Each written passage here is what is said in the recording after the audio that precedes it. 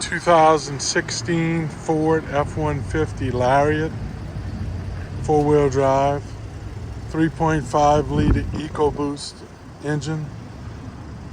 Looks like a 4-inch lift kit, 24-inch tires. It's got 112 on the miles. It's got the panoramic sunroof.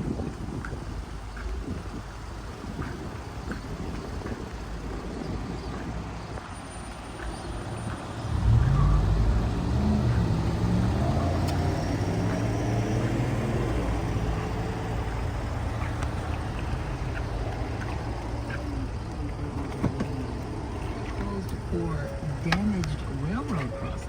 Highway 70, this is going both directions between Highway 3089 and Highway 3120.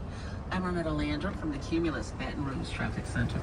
I'm John Burns with the latest from the Classic Hits 133 Sports Center. After losing by 20 points on Saturday to Mississippi